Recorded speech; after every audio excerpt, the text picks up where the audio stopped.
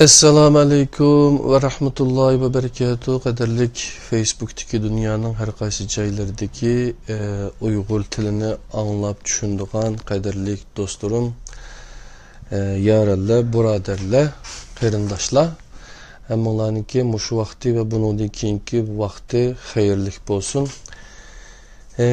Bugün ettiğin Tor'da Erkin Sıdık akımızınki Tor kitabı, yani 6. Tor kitabınınki hoş haberini anlap tulumu hoşal bulduk.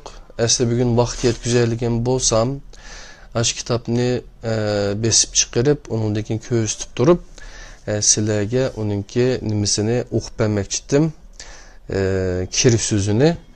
Bugün yetişemeye kaldım çünkü Germaniyaga kitaplarını, Erkin Sıdık akımızdaki kitaplarının 5. 6. 7. kısım kitabını onu dinkin biz yeni çıkan bunu kitap siz Kur'an'dan bu sorunu sorup baktığınız İslam neme diyen kitap onu dinkin bu iman insanın bəxt saadeti onu dinkin Kader Risalesi ve Şerhi bu Mustafa İslamoğlu Ustaz'ın kitabı. Onu dinkim bu yürek devleti o kavgasını ben layık dedim kaderli qarindoshlar. Yürek devleti onu dinkin bu imamlar ve sultanlar diyen bu kitap bilen birlikte Muhammed Yusuf akımızdaki yeni çıkan kitabı nimeti Bəxt Saadet'nin 40 respi diyen kitabını birlikte yolluvettik. Onun için bir tane 5 yürüyüş yolladık bu kitaplarını.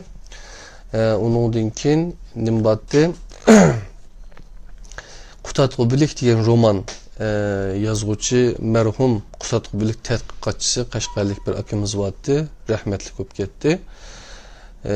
Yer Muhammed Toğluq mu isimde kalmaptı. Belki şunda buluş mümkün.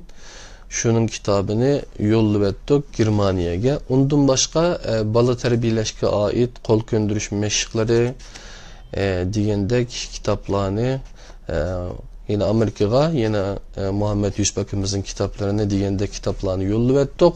Şonlaşqa bugün aitimi aldıraş bir gün oldu. Qatta gelip ketken takdirdimi. Biz özümüzün planı da bu İslam nime diyen bunu kitapını, Kur'an'a göre İslam nime diyen kitapını Ramazan'gıca tükütümüz diyen Ramazan mı keldi mine? Evet inşallah Ramazan'ınki ahir en beşideki günü bugün akşam teravihge turulgan gepken. Şonlaşqa akşam ruza ve nime toğruluk zakat ve ruzu toğruluk birlikte ügengen toq. Bugün onun ahiri olgan Müslümanlarının heyitleri qaysı dün başlap tekbir nime üçün heyit namazı bilen cinaza namazının okşaş tarifi hac ve ümre nimini körüstüdü. Onu dinkin Muhammed Aleyhisselam hac kıldı mı, kandak kıgan, Kabe'nin kıymeti ve ehmiyeti qayerdin kilodu, Kabe'ge kimler davet kılıngan, kurbanlık nimini körüstüdü. Kurbanlık kılış Muhammed Aleyhisselam bilen başlangan mı, kurbanlıkның məqsidi nime, cinini bəgücü kurbanlık kılıngan hayvan turup, Allah yetadigan bizden takvalığımız nimi diyenlik buludu. Cihat nimini körüstüdü. Cihat bilen uruş okşaş mı? Hem bir de kıbılkan yaxşılıkını tavsiye kılış, yamanlıkını tosuş nimini körüstüdü. İslam'da Hristiyanlıktaki misyonerlik bağ mı? Davet nime? İnsan kimge ve nimige davet kılıdı? Davet kandak elip verildi. Kur'an'da Yahudi ve Hristiyanların ictimai ornu kandak, Kur'an Yahudi ve Hristiyanlar karıta özgücü çakırıqta bulamdı diyen bunu mezmunlarını birlikte ügünüp ötüdikemiz kadirli qarindoshlar. Bugün biraz uzunrak sürüşü mümkün. Şonlaşqa herib qilishinglar mumkin, keyin tinchsanglar bo'ladi, qadrli qarindoshlar. Musulmonlarning heytlari qaysi degan vaqtimizda ovozim chiqib ketibdimi? Bir qarab baqay.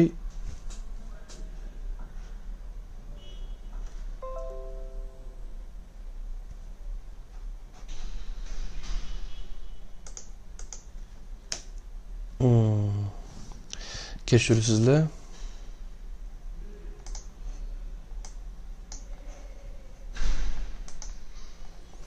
Yani Müslümanların heyetleri qaysi? Kechirsizlar. Avazim chiqib ketibdi, qadrli qarindoshlar. Müslümanların heyetleri qaysi deganda, Müslümanlarning Muhammad alayhissalom e'lon qilgan ikki heyti bor. Yani Ramazan ro'zasining oxirlashi bilan takbirlanadigan ro'za heyt, haj kunlarining oxirida tabriklanadigan Qurban heyt. İki heyt şemsiye kalendarı bo'yicha emas, qamariya kalendarı bo'yicha tabriklanadi. Bu kalendar 33 yılda bir qatim almışıdı. Heyt kelimesi ahiret ma'nisi bildiradigan ma'at kelimesi bilan tuqqan. Müslümanlarning heyti ularga ebedi heyt bo'lgan jannatni eslatadigan bir imadır. Haqiqiy heyt Allah'a şartsiz bo'ysungan halda besib o'tgan hayot yo'lining oxirida cennetge erişiştir. Müslümanların iki heyti Allah rızası için okugan heyt namazı bilen başlanıdı. Bu namazda başka namazlarını ayırıp turgan alaydilik Allahu Ekber. Fakat Allah'la uluqdur, çoğdur ma'nisi bildirdiğen tekbirler bulup, bu tekbirler xuşallık mənbəsinin Allah ekanligi qılınğan bir iman. Xuşal bolğandımı Allah'ın yad etişi ve onun rahmet etişi gerek. Çünkü şadlık ve hatırcemlikning yeni bir ismi bo'lgan selam, tinchlik, hatırcemlik, şadlık yani Allah'tır. Tekbir nima uchun heyit namazı bilan jinoza namazı tekbir nima uchun heyit namazı bilan jinoza namazının o'xshash tarifi nima demoqchi o'xshaydim. Odatdan ortiq aytilgan tekbirler heyit namazı bilen jinoza namazının o'xshash tarifi bo'lib, bu orqali musulmon eng xushal ve eng qayg'uli vaqtlarida Allah bilen bo'lgan munosabatini uzmaydi. Xushallik ve musibatni Allah'tan kelgan bir imtihan deb bildiganligini eskertidi. Necm 43-ayet. Fakat Allah'la ulug'dur, çoğdur. Allahu Ekber. Deyiş orqali Allah'ningla ulug' ekanligini yadidin çıkarmaydı. Bu orqali mü'miniga şadlık ve musibet, xushallik ve qayg'uga qandoq muomala qilish qobiliyatini yetildirish maqsad qilingan bo'lib, insonga salmoq bo'lishni o'rgatadi. Agar inson bu his tuyg'usini yaxshi boshqara olmay, şadlık ve qayg'u insonni changaliga ilib olsa, inson his tuyg'u dengizda g'arq bo'ladi. His tuyg'u dengizda laylab yurgan inson ruhiy erkinligini yo'qotib, his tuyg'ularining quli bo'lishga nomzod bo'lib qoladi. Haj ve umra nimani ko'rsatadi? Haj Ka'bani ziyorat qilish orqali qilish asosiy o'rinda turadigan, yilning ma'lum kunlarida elib beriladigan ilohiy simvollar, sha'airilloh din tarkib topgan bir ibodat bo'lib, qurbi yetgan har mu'minga farz. Hajning kichikiga hayotni barpo va tikliganligi uchun umra deyiladi. Umra xolis niyat bilan qilingan hajga qaraganda tor doirada bo'lib, yilning belgilik bir vaqtida ado qilish sharti bo'lmagan bir ibodat. Haj va umra ibodati simvollardan tarkib topadi. Her simvol bir ko'rsatkich bo'lib, her ko'rsatkichda bir haqiqat bor. Simvollar qimmatini o'zi simvol qilgan haqiqatdan oladi. Hajni tashkil qilgan simvol va bu simvollar o'z ichiga olgan ma'nini tuvandagi shaklda bayon qilishimiz mumkin. Ihrom hojining o'rni va darajasini ko'rsatadigan barliq kiyimini selib etib, vujudini yo'gigan, ikki parcha tikilmagan, kashda ishlanmagan oddiy raxtni ko'rsatadi. Hoji ihrom ishidagi vaqtda normal turmuşda qılsa bo'ladigan nurg'un ishni qilsa bo'lmaydi. Masalan, halol jufti bilan jinsi munosabatda bo'la olmaydi. O'zi haqli bo'lgan taqdirdami mo'min qarindishi bilan datalash qila olmaydi. Ruhi bar saq turib, o'limlik badanni xush qiladigan atirga o'xshash xush puraqliq narsalarni ishitolmaydi. Chunki haj mahshar kunining mashqini qilish bo'lib, inson kepanini kiygan holda hisob berish uchun Allah huzuriga chiqishdan burun o'zini hisob ilish maqsadida insoniyatning tunji mabadiga bordi. Qadrli qarindoshlar, inshaalloh bu nimada Ramazonda Qur'on, Nabaviy Qur'on halqalarininki o'rinlashtirgan hedef 610 degan televiziya Qur'on musobaqasi, Qur'on bilimlari musobaqasini ko'rusizlar. İnşallah biz qatnaşgan musobaqa belkim yerime qiluvchi musobaqa Ramazonning 2 yoki 3 haftasi qo'yilishi mumkin.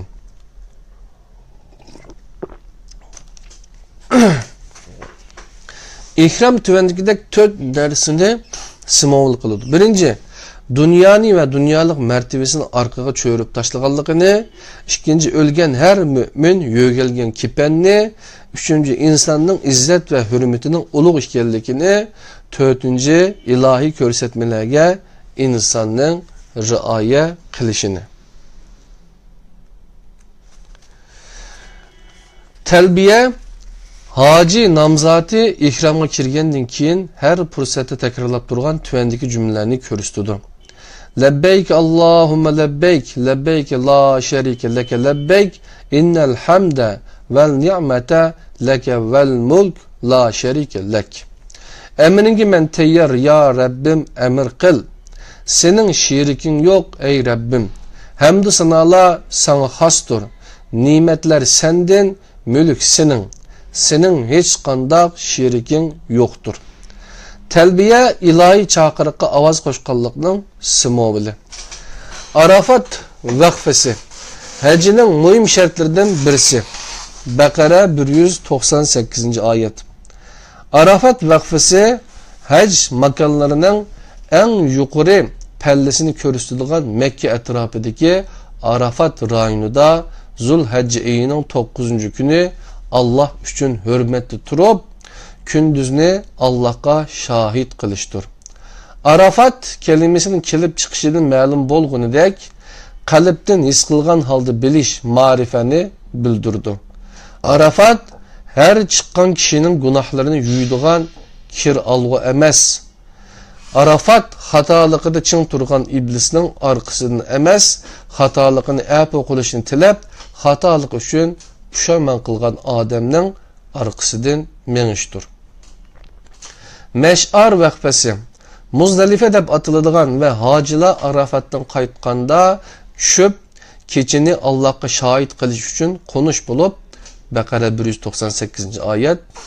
Arafatning ma'naviy ifodasi his qilib bilish, ma'rifa. Meş'arning ma'naviy ifodasi nihoyat inchiklik bilan ayirish va bayqab turishni bildiradigan idrak, ya'ni shuur. Jamarat shayton simovul xarakterlik shaklida tashlangan bosqichning atilishi bo'lib, shayton va uning keyniga kirgan nafs bilan kurash qilishni ifodalaydi. Mümin şeytan taşlığında her taşını bir yaman huyuğa atıdı ve yaman adetini, selbi tarafını al. Bu mağamez sana yarışıdı dep şeytanga atıdı. Kurbanlık kılış, belgilik şartlarga muvafiq bo'lgan belgilik hayvanlarning güçünü yoxsullar bilan birga bahriman bo'lish uchun Allah rizoligini ko'zlab belgilik hayvanni o'ltirishni ko'rsatdi. Kurban qurbiyetni ve şartsız teslim bo'lishni ifodalaydi. Hac qurbanlığı hadiye deb atıldı. Bakara 196. ayet. Hac qurbanlığı qurban ibadetining merkezinde o'rin olgan. Hajga borolmagan mu'minlarning qurbanlik qilishi hojilarning ibadetiga o'zi turayotgan joydan ovoz qo'shish ma'nosini ifodalaydi. Chunki Allah'a ularning go'shtlari va qonlari yetib bormaydi. Allah'a yetadigan fakat sizler müminlerning mas'uliyet eni, yani takvadarlıqıdır. Hac 37. ayet. Tavab Kabe'nin etrafında 7 qitim aylanishni ko'rsatdi. Tavab insonning Alloh bilan qilgan ahdisiga vujud tili bilan qo'ygan imzosi. Yer shari bu orkestra ijrosidagi ilohiy madhiyaga chin qalbidan ixtiyori holda qatnashganligining simovili. Zarridan tortib butun maxluq tavab holatida bo'ladi. Elektron atom yadrosi atrofida tavab qilishni to'xtatsa, maddenin ichki qismidagi birlashish buzg'unchilikqa uchrab, modda aslidagi rolini joriy qildirolmaydi. Qon tavab qilayotgan hojiga yurak tavab qilinayotgan Kabe'ga o'xshaydi. Qon yurakni tavab qilishni to'xtatsa, hayot oxirlashadi. Hoji misoli ay dunyo Kabe'sini tavab qilishni to'xtatsa, kechining qandil shami o'chidi. Yer shari hojisi quyosh Kabe'sini tavab qilishni to'xtatsa, qiyomat bo'ladi. Tavab bir yilning har kuni, har fasli 7 kun 24 soat shaklda 1400 yildan buyon to'xtamay davomlashib kelayotgan bir ibodat shaklida ado qilinayotdi. Say Hazreti Hacer'ning o'g'li Ismoilga suv tepish uchun Safa va Marva tog'i orasida yugurgan 7 qatimliq berib kelishdan shakllangan harakatni ko'rsatdi. Say hayotni abadiy bir hijrat va o'zini muabbat, muddatsiz muhojir deb bilishni ko'rsatdi. Say mavjud bo'lib turish uchun bir umr elib bo'lgan javrning simovili. Hac ibadetiga xos bo'lgan bu 7 asos Allah qabul qilgan hayotning shifrisi bo'lib, hajga borganlar hayotiga tatbiqlash kerak bo'lgan yashash shaklining shifrisini olg'ilib boradi. Her bargan kishi borolmaganlarga vakolatan boradi. Hac koinot Allohga aytgan tasbihiga qo'shilganlik bo'ladi. Hac insonni yer yuzida kutib olgan tunji makonga bildirgan minnatdorlikdir. Hac makonga, ro'za, zamonga vafo qilganlikdir. Hacning maqsadi hayot safaridagi insonga yo'lning oxirini unuttirmaslik bo'lib, safarning oxirida safarining hisobini berdiganligimizni eskartdi. Hajga borgan kishi bayni hayotini alqiniga elib, mahsharda hozir bo'lgan kishiga o'xshaydi. Xuddi hisob kuni mahkamada hozir bo'lgandek umrining hisobini berdi. Mana bu sababdan haj mahsharning praktikasidir. Umra insha, yani barpo qilish so'zidan turinib chiqqan bo'lib, Kabe'ning mavjudligi uni ziyorat qilish bilan bo'ladi. Bir ma'budning ma'bat bo'lishi u yerda ibodat qilish bilan bo'ladi. Bir qalbni tirik tutish, onunga bo'lgan muhabbatni barpo qilish bilan bo'ladi. Bir shaharni shahar qilgan, u yerda yashayotgan hayotlikdir. Umra kichik haj bo'lib, hajning praktikasi. Rasulullah ayrim umra qilgandan boshqa hac ibadati bilan birlikda umra qilgan. Umrada hac ibadetidagi Arafat va Mash'ar vaqfasi, qurban va shayton tashlash ibadati yo'q. Hac belgili kunlarda ado qilinadi.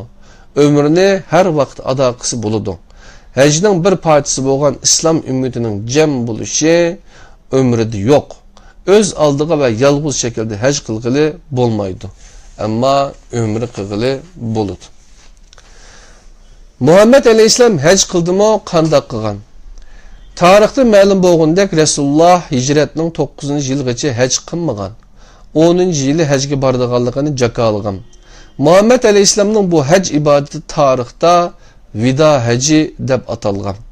Bu hac jarayonida müminlarga hacni menden ügününlar degan.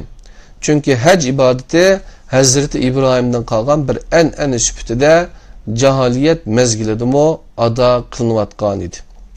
Lekin maqsadi ve şekli buzg'unchilik uchrab o'zgartib etilgan edi. Rasulullah cahaliyet insanlardaki aslidan yiroq bo'lgan hac ibadetini qaytadan barpo qiladi. Rasululloh tunji va hayotidagi birdan bir bo'lgan hac ibodatida Arafatda bugungi Namira masjidining o'rnida insoniyatga xitob qilib mundoq degan: Ey xaloyiq, qeninglar, melinglar va izzat hurmatinglar xuddi bu Arafat kunidek, bu oydek, bu joydek muqaddas va daxli taruzsiz. Shuni bilinglarki, jahiliyatga tavba har qanday narsa amaldan qoldi. Jahiliyatdan qolgan qon davosi bekor qilindi. Buni urug' tuqqanlarimdan Ibn Rabiya bin Harisning qon davosini bekor qilish bilan boshlayman. Jahiliyatdan qolgan barliq o'simlar bekor qilindi. Buni urug' tuqqanlarimdan Abbas bin Abdul Mutallibga tavba o'simni bekor qilish bilan boshlayman. Buningdan keyin o'simning har xili bekor qilindi. Ayollaringlarning haqqida Allohdan qo'rqinglar. Ularni Allohning amonati sifatida oldinglar. Ularni Allohning nomi bilan o'zinglarga halol jup qildinglar. Sizlar xohlamaydigan kishilarni uyinglarga almaslik sizlarning ayollaringlar ustidagi haqqinglar. Ularning ustinglarda o'zaro haq va mas'uliyat haqqi bor. Nafiqa kiyim-kechak bilan ta'minlashinglar bulardan bir qanchasi. Sizlarga qoldirgan narsaga chin esilsanglar xatolashmaysizlar. Bu Allohning kitobi Qur'on mening yo'limdir. Oxiratda sizlardan meni so'raganda nima deb javob bersizlar? Hamma birdek risolatni tabliğ qilding, vazifangni ado qilding va bizga yaxshi nasihat berding. Buningga guvohlik beramiz dedi. Şunun bilan Rasululloh ishorat barmog'ini ko'rsatib turib mundoq dedi: "Ey Alloh guvohchi bo'lg'in. Ey Alloh guvohchi bo'lg'in. Ey Alloh guvohchi bo'lg'in." Yani bu Peygamber sallallahu aleyhi ve sellem'nin veda hutbisi. Kabe'nin kımmeti ve ehmiyeti qayerden keldi?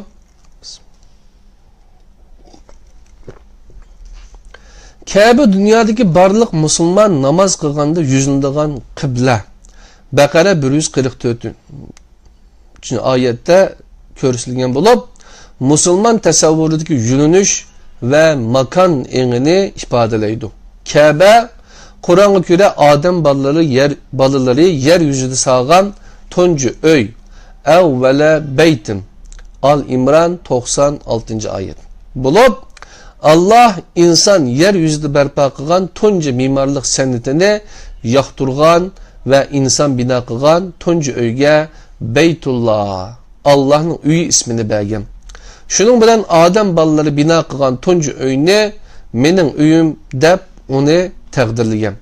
Bu sebepten həcgi beriş musafir buluş emas, insaniyetinin atı yurtuğa berişidir.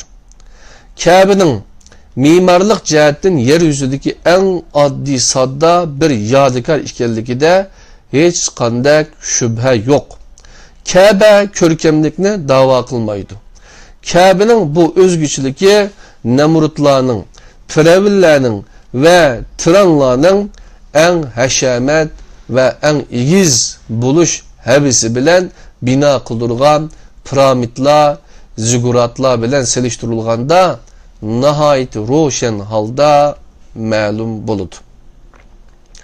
Nebilerinin babası Hazreti İbrahim oğlu İsmail bilen birlikte konu ulunu asas kılgan halda yeniden bina kılgan Kabe insaniyetke mundak deydi. Adem balaları her kanç kısmı Allah'a toluk ibadet kılalmaydı. Bu sebepten insan Allah'a ibadette acizlikini itiraf kılış gerek. Kabe tarixda bir qancha qatim o'xshash bo'lmagan sabablar tufaylidan bozg'unchilikqa uchirgan va qaytadan silingan. Hazreti İbrahim bino qilgan Kabedan bugungacha yetib kelgan asli parchalar ichida tavobning boshlanish nuqtasi hisoblangan Kabe temiga ko'mib etilgan qora tosh al-Hajrul Aswad asosli o'rinda turdi. Meningçe Resulullah'ın bu taşqa salam berip süyüşü, iman pişivası Hazreti İbrahim'nin kolunu süyüşü ve emgikini hürmet kılışı dep qaralishi kerak.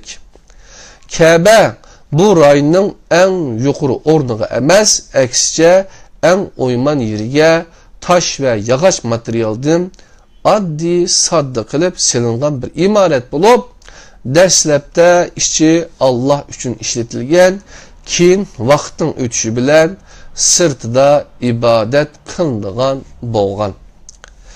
Kabe qalbning toshga aylanib qolmaslik uchun toshning qalbga aylanishi bo'lib, me'morlik nuqtasidan yurak shaklini o'zgartirdi. Yurak shaklini eslatdi. Kabening geometrik shakli tunji qaragan vaqtingizdagidek küp shaklda emas. Hazreti İbrahim davrida Kabe'ga tava bo'lgan, lekin Rasululloh nabiy bo'lishdan burun Kabe'ni yangilash jarayonida material yetmay sirtda qoldirilgan ve bugün hilal şeklideki yerim tam hatim kısmı bilen Kabe'nin içine alınan kısım birleştirilgen halda dikkat bilen küzütülse Kabe'nin geometrik şekli yürekki okşap kaladı. Kabe yeryüzünün kalbi. Kalp insanın Kabe'si. Tavap arkalık her insan özüdeki Kabe hesaplanan kalbini ve başkalarının kalbini söygü, acir, gayret, şefkat, merhamet, güzel nasihat ve davet bilen daim tavap kılışı gerek deyilmekte. Peygamberinin isimlikin aleyhisselam da koyayla hiç olmaganda. Tamam. Kabe Allah aldıda bendinin hiç qandaq çoğunçuluk kılmaydıqallıqının şahane namayendisidir. Kabe joylashgan o'rin musulmon madaniyatida yer yüzünün kindiki deb qaraladi ve yer yüzünün ma'naviy ozuqliqni bu yerdan oladiganligi qabul qilinadi. Kabe'ga kimlar da'vat qilingan? Kabe'ga barliq insonlar da'vat qilingan. Uningda ochiq alomatlar borki, maqomi İbrahim shularning biri. Beytullahga kirgan odam amin bo'ladi. Qadir bo'ladigan kishilarning en-nas Allah uchun Kabe'ni ziyorat qilishi ularga farz qilindi. Qadir 3-oyat. Hazreti İbrahim'in berilgan emir mundaq: kishilarning orasida ularni hajga chaqirib nido qilgan. Haj 27-oyat. Hajga chaqiriq Allohga shartsiz taslim bo'lishga chaqiriqni ifodalaydi. Bu chaqiriqni chin ko'ngildan qabul qilib, Allohumma labbayk emir qil ey Rabbim deb yetib kelguchi musulmon nomini elishga loyiq bo'ladi. Endi qurbonlik nimani ko'rsatdi degan mazmunga keldik. Qadrli qarindoshlarim, vaqt biroz qisqa bo'lg'achqa buni tugutish planımız bo'lg'achqa, shunlashqa biroz aldirab qoldik. Pidoyi qarindishim, albatta shunda deyishimiz kerakdi, lekin bek aldirab qolg'achqa deyilmay qoldi. Onunga boshqa bir fikrimiz yo'q. Alloh rozi bo'lsin. Qurbonlik nimani ko'rsatdi? Qurbonlik udhiya, iqtisodiy sharoiti yaxshi bo'lgan müminlarning payg'ambari ko'rsatib bergan shaklda Allah rızalıq uchun inson ajr bilan nesli ko'paytirilgan belgilik hayvonlardan o'ltirib, go'shini yo'qsillar bilan bahramon bo'lishni ko'rsatdi. Qurbonning maldan taqdim qilinishi cho'nqur ma'niga ega. Bu orqali Allah insonlarga baxsh etgan dunyoliklarning inson bilan Rabbi orasiga kirishiga yo'l qo'ymaslikni ifodalaydi. Qurbon Rabbi baxsh etgan dunyolik ne'matlarni Allah'tan yiroqlash uchun emas, aksicha onunga yaqin bo'lish uchun sarf qilinishni bildirdi. Qurbon aslida ey inson, dunyoga berilib ketma ta'limoti bo'lib, mal mulk ega bo'lishmi yoki mal mulkka qo'l bo'lishmi? Tanlashining oldinqisini bildirdi. Çünkü insan mal dünyanı ilahi amanet deb qaramay, mülkiyet deb qaragan vaqtda bermaydi. Kishi voz kecholmagan narsaga ega bo'la olmaydi. Aksicha uningga qul bo'ladi. İnsan mal-mulkni amonat deb qaragan vaqtda ihson qila oladi. Alloh uchun bergan vaqtida haqiqiy shaklda mal-mulkiga ega bo'la oladi. Qurbonning hikmati mavjudiyat martabasi, maratibul vujudga rioya qilish bo'lib, Qur'onda qurbonlik tilga olingan oyatlarda Allohning hayvonlarni insonning amriga bo'ysundirib berganligini ta'kidlaydi. Haj 36-37 oyatlar. Qur'on buni aslatish orqali vositalik holda shirikni yo'qotishni, bevosita holda jonliq martabalarini nazarda tutishni maqsad qilgan. Bu mundaq deganlik bo'ladi. Mavjudiyat martabasi jihatdan insonning darajasi hayvondan yuqori. Qadim Misr madaniyatiga o'xshash qadim millatlar ichida bu daraja ta'tur o'rilgan bo'lib, insonning hayvonga cho'qinganligidek ahvollar ko'rilgan. Alloh yer yuzidagi maxluqlarni inson uchun yaratgan, insonni o'zi uchun yaratgan. Qurbon mavjudiyat tartibida insonga alohida o'rin bergan Allohga insonning bildirgan minnatdorligidir. İnsan mevcudiyet tertibini her qitim buzganda o'ziga bir balo tepib oladi. Oydurma muqaddas yoki ulug' narsalarning o'ttirg'i chiqishi bilan natijalangan ozg'unliklarning ostida mevcudiyet darajasi qilingan hurmatsizlik yotadi. Agar mevcudiyet tertibi buzilsa, mana bu vaqtda inson qurbonga aylandi. Bu sababdan qurbon faqat insonning Alloh oldidagi o'rnini bilish bo'libla qolmasdan shay ila qatoridagi qimmati, ya'ni darajasini bilishidir. Qurbonlik qilish Muhammad alayhissalom bilan boshlanganmi degan mazmunga keldik, qadrli qarindoshlar.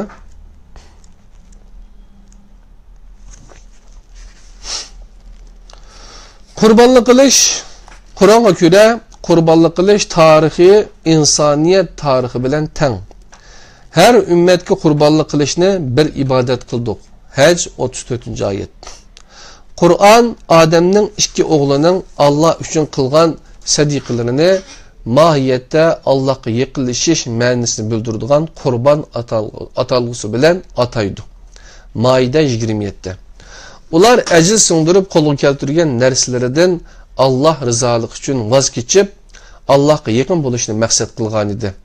Habil ega bo'lgan narsalarining ichida eng yaxshisini Allohga atagan. Qabil eng nacharlarini atagan edi. Bu Habilning hammadan bek Allohni yaxshi ko'radiganligini, Qabilning bo'lsa hammadan bek mol dunyoni yaxshi ko'radiganligining namoyandasi edi. Onundan boshqa Habil amonat ega bo'lganlikdan melining xo'jayini bo'lgan. Qabil amonatni mulkiyat deb tushunganligi uchun mal mülkü qul bo'lgan. Habil mal mülküdün birelgen idi. Çünkü o milinin xo'jayini idi. Qabil birelmeyen idi. Çünkü o milinin qulu aylanib qaldı. Allah'ın muradi azg'un qadimki an'analarda shakllangan insonni qurbonlik qilish odatiga xotima berish idi. Bu orqali Allah bu yo'lni nabiylarning bobisi Hazreti İbrahim orqali ko'rsatmoqda. Bu orqali hayvonlar qurbonlik qilinadi deydi. Çünkü Allah hayvonlarning inson uchun yaratgan ve onun hayvonlarni insonning çünkü Allah hayvonlarning inson uchun yaratgan ve onunga bo'ysundirib bergan tasir, yani ularning yaratilish maqsadi bu. İnsanlar o'zini Allohga ibodat qilishga atash orqali Allohga qurbonlik bo'ladi. Allah kitabida insanlarni ado qilishga buyurgan ibodatlarning hammasi bu ma'nodan elib aytganda birer qurbonlik. Shunga Rasululloh namoz qurbondir. İbn Hanbal Musnad 10746 degan. Faqat namozla emas, zakat, roza, haj qatorliq bizni Allohga yaqinlashtiradigan ibodatlarning har biri, hatta bizni Allohga yaqinlashtiradigan her yaxshilik qurbonlik bo'lib hisoblanadi. Vida hajida Resulullah qurbonlik qildigan yeriga keldi va o'z qo'li bilan 63 qurbonlik qildi. Buni Alloh o'ziga baxsh etgan har yil uchun bir shukr sifatida qilgan edi. Qurbonlikning go'shidan yedi va sho'rpisini ichdi. O bu harakat orqali jaholat aqli o'ydirgan hayvonni muqaddas bilish shaklidagi qurbonlik tushunchisini rad qilgan edi. Maida 103-oyat. O'ydirma muqaddaslar paydo qilgan jaholat boshda bir tuguni Allohning tugisi deb jakolab, ondan uni cho'lga tashlab etib, ochlik va ussizlikdan o'limga tark qilgan. Bu muomala sababidan halok qilingan Samud qavmining aqliga varislik qilgan edi. Qadrli qarindoshlar, qurbonlik to'g'riliq az qoldi, mazmun tugugili.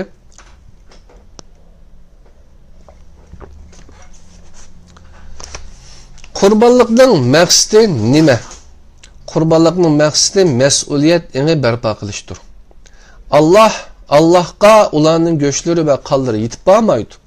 Allohga yetadigan faqat sizlar mu'minlarning mas'uliyat eni taqvodorligidir. Haj 37-oyat. Jinini berguchi qurbonlik qilingan hayvon turib Allohga yetadigan bizning taqvoligimiz nima deganlik bo'ladi deganda, bu mas'uliyat enining Allohning ma'naviy huzuriga chiqishi deganlik bo'lib, xuddi jonliqlarning ro'yi bo'lgandek qilgan amal ibodatlarimizning ro'yi bo'ladi. Amalning ro'yi mas'uliyat tuyg'usi bo'lib, Allohga qurbonlik qilingan hayvonning go'shi va qonlari yetib bormaydi. Ammo Alloh huzuriga bandadagi taqvolik yuksiladi. Mana bu mas'uliyat enining dal o'zidir. Endi haj va qurbonlik to'g'riliq mazmunlar tugadi. Endi navbatda jihodga o'tamiz, qadrli qarindoshlar.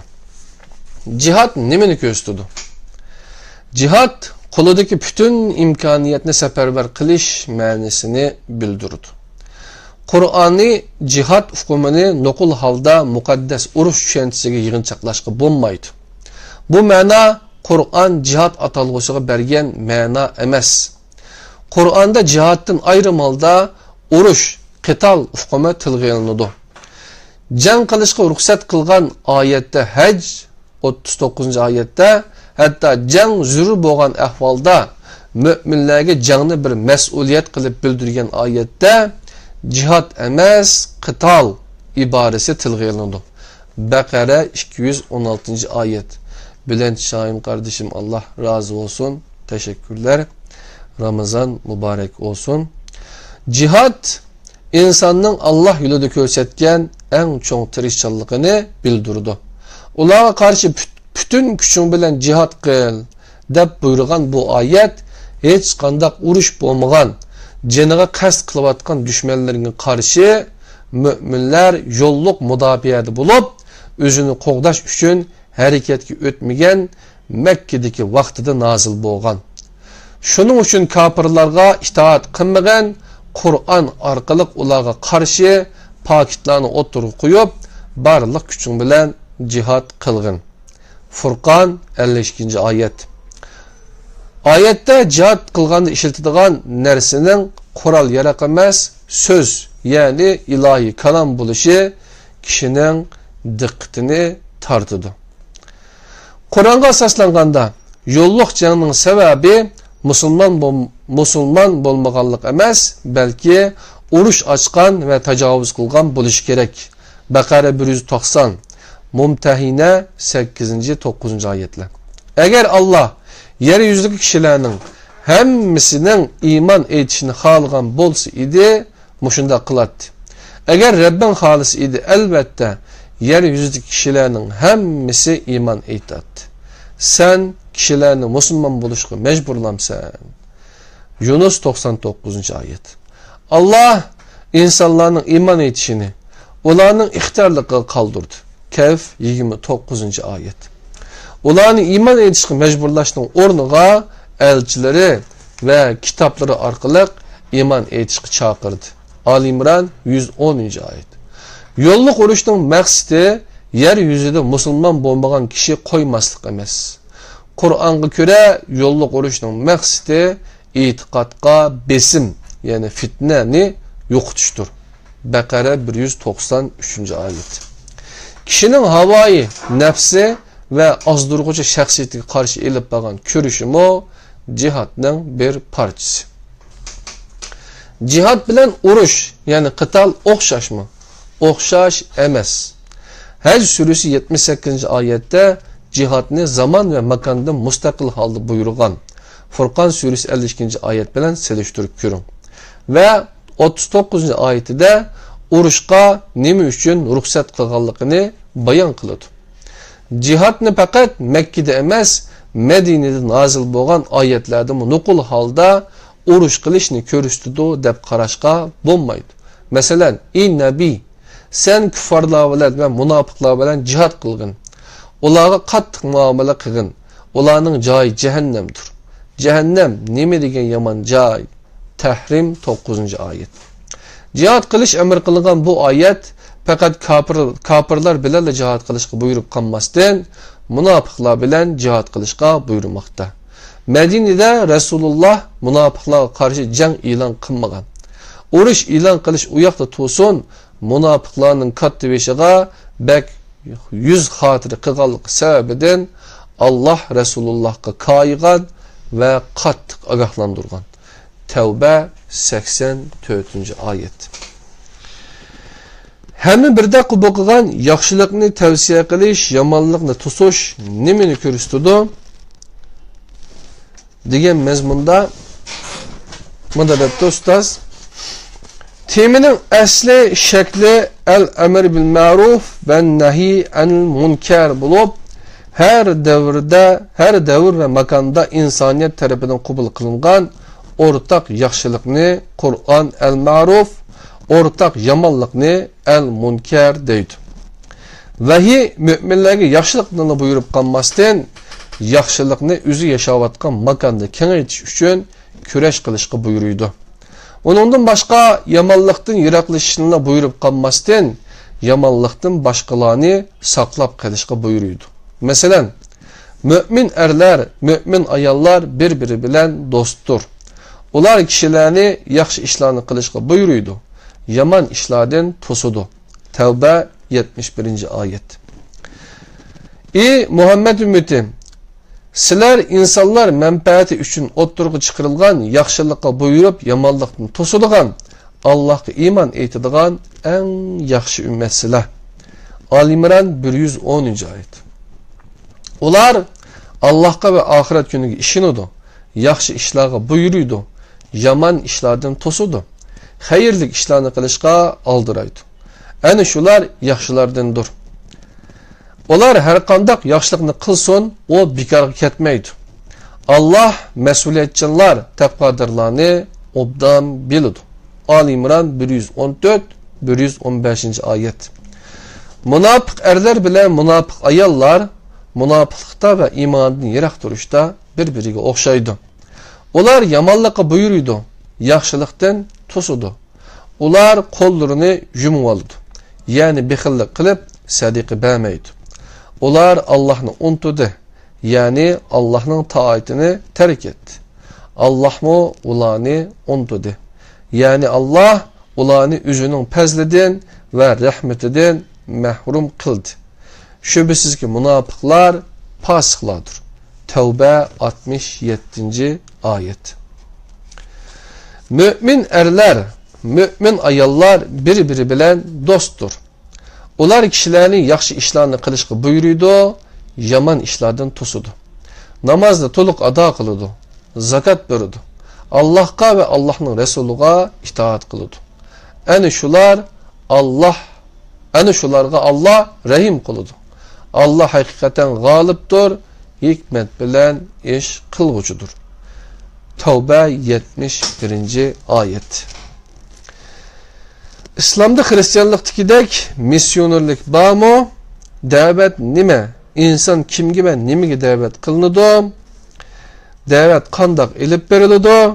Kur'an'da Yahudi ve Hristiyanlarının ictimai ornu kandak, Qur'on Yahudi va xristianlarga qarata o'zgacha chaqiriqda bulamdi degan mazmunlarni birlikda o'rganib o'tgandan keyin bugungi 20-qatimliq Facebook halqimiz tugaydi qadrli qarindoshlar.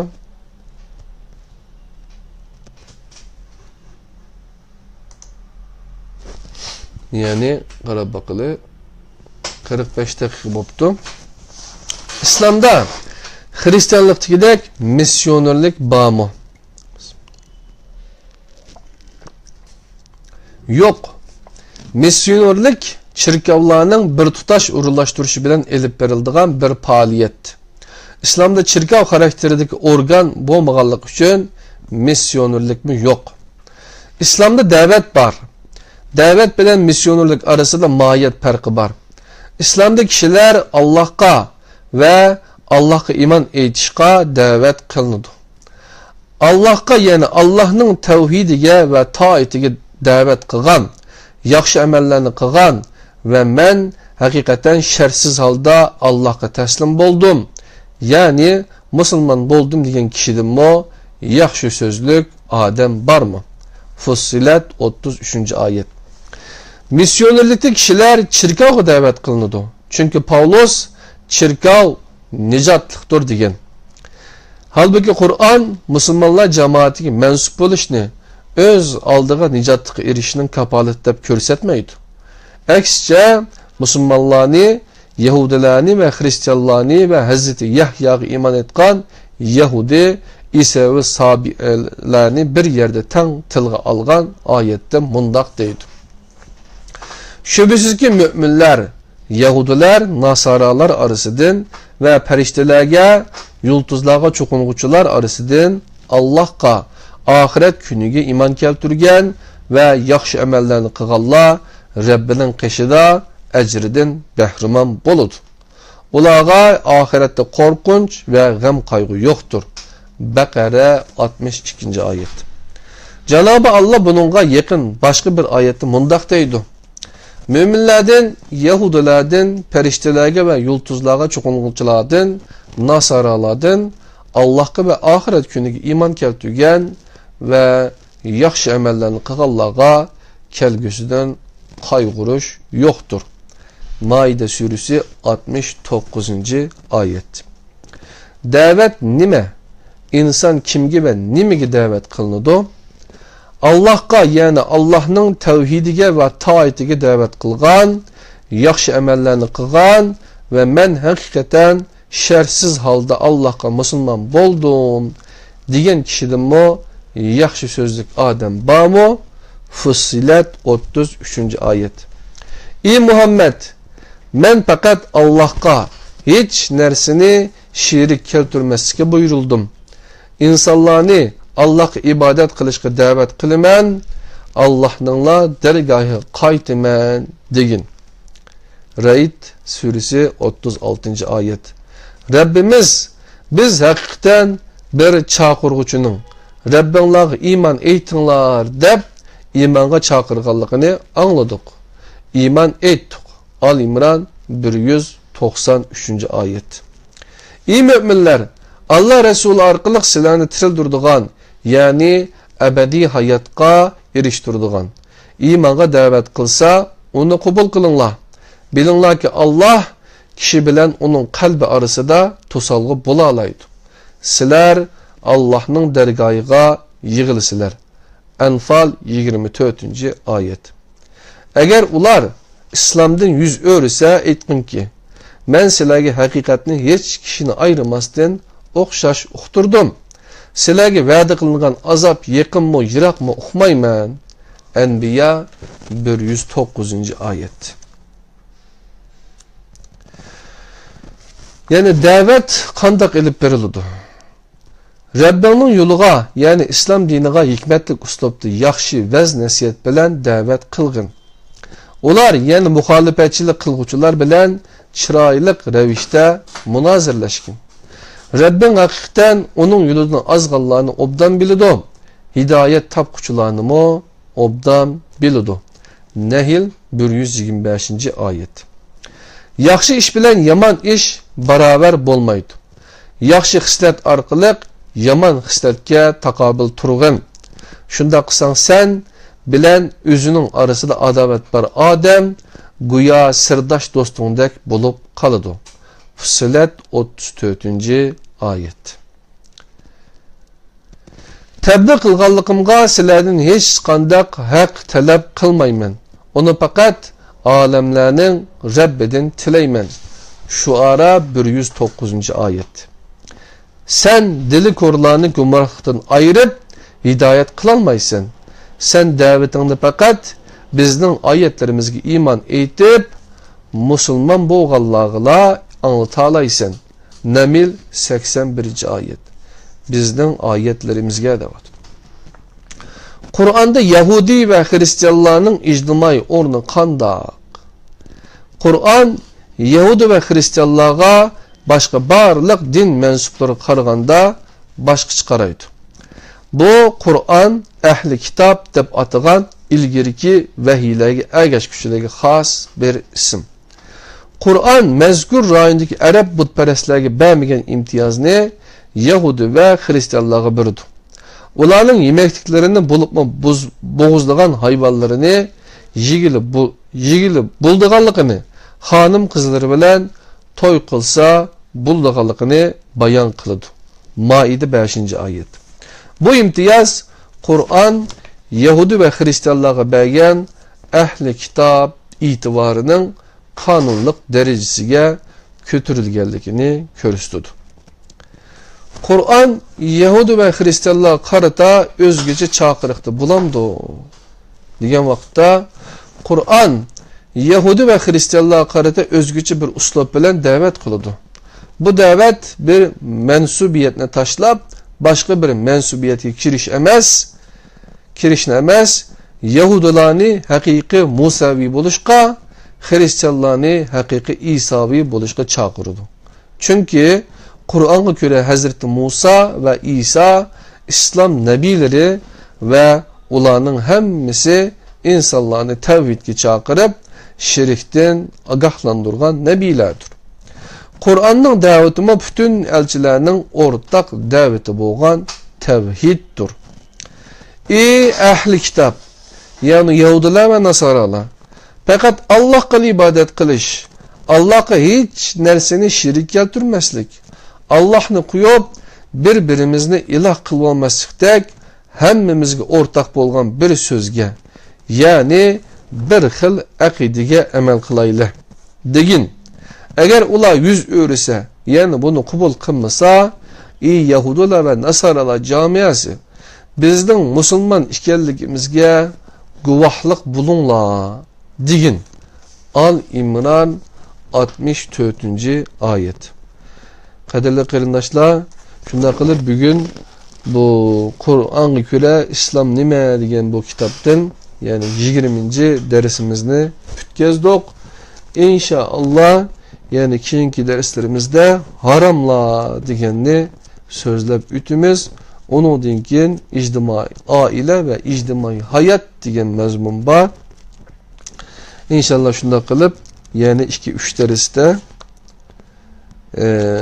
bu mezmunlarını birlikte ügünüp bu kitapnımı tamamlagan bulduk emmiz.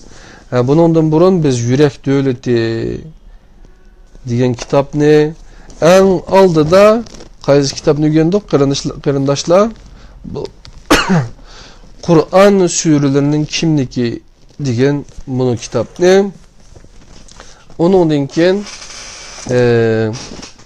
pasip yaxşıdan aktif yaxşıga degan bunu kitapni ondan keyin Ramazan yazmaları degan kitaplarını birlikte ügünüp öttük. İnşallah bugün başlanması mümkün. Şu Ramazan boyunca qarindaşlarla maslahatlaştık. Bu yeni çıkan Kur'an-ı Kerim ve izahlık tercümesi degan Enes Alim oğlu ustazdınki, Enes Hacim'ninki, Enes Alim ustazdınki bu izahlık tercümesini inşallah birlikte yani sohurdan burun yaki keyin Onundan keyin iftardan burun yoki keyin qani vaqtimizni qaraymiz, qaysi vaqt yaxshi bo'lsa, shuning qarta. Yoki bo'lmasa kunduzninki sahar, ya'ni tushdan burun va ya tushdan keyin ki vaqtlarni ching tutib, qadrli qarindoshlar, Facebook'ta sizlar bilan birga bu Ramazonni Qur'on ma'nosini yangi chiqqan tarjimani, izohliq tarjima bilan birga o'rganib o'tamiz inshaalloh. Belki başka yerlerdimi onunki resmi avazlık nimesini anlaşılma mümkün.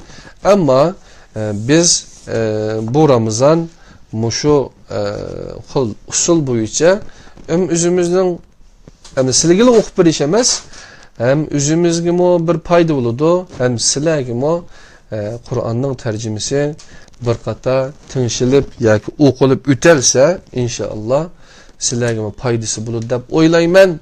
Bizning maqsadimiz boshqa emas, Qur'onning og'amchisi birlikda nihoyatda chin esilish. Chunki Ramazon oyi Qur'on oyidir.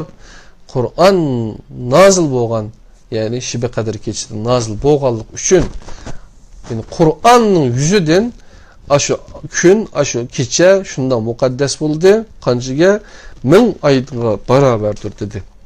Yani 83 yıllık ömrümüzde yaşamdık, yaşamamdık, onu okumayımız. 83 yıllık ibadet bilen teng degan gap. Şunlaşqa bir ömür okuyumuz qadirli qarindoshlar. Nayet yaxshi bir ishni boshlab oldik. Mushu bo'yicha davom qilgisi duo qilinglar qadirli qarindoshlar.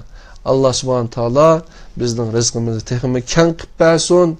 Manevi ve maddi rizqimizni keng tashlab bersin. Bizni onun uchun xizmat qilishga, onun uchun ya'ni kurash qilishga nima qilsin, ya'ni mal dunyoning quli bo'lib qoldigan emas, mal dunyoning xo'jayini yoki bo'lmasa omonatkor bo'lib bu dunyoni o'tab ketadiganligimizni shunlashqa qo'limizdan kelishicha yaxshilik qilish, infoq qilish, solih amallarni qilishni albatta Qur'ondan o'rganamiz. Payg'ambar sallallohu alayhi vasallam Qur'ondan o'rgatgan bayatın veda xutbasini anladık qadirli qarindoshlar. Onu qaytadan bir anlab chiqishinglarni umid qilaman. Agar yaxshi ko'rgan bo'lsangiz boshqa birodarlarga paylaşinglar. Agar kitob lozim bo'lsa, men bilan, biz bilan aloqalashinglar. Allohning o'ziga omonat bo'linglar. Assalomu alaykum va rahmatullohi barakatuh. Yasin Hashim qarindishim, Allah senden razı olsun. İnşallah ishingni Allah oson qilib bersin ukam. Yeni bir vaqtgacha ko'rishamiz. Allohning o'ziga omonat bo'linglar. Hammalarning Ramazon oyi muborak bo'lsin. Hayotinglar Ramazon, oxiratinglar bayram bo'lsin. Va alaykum assalom.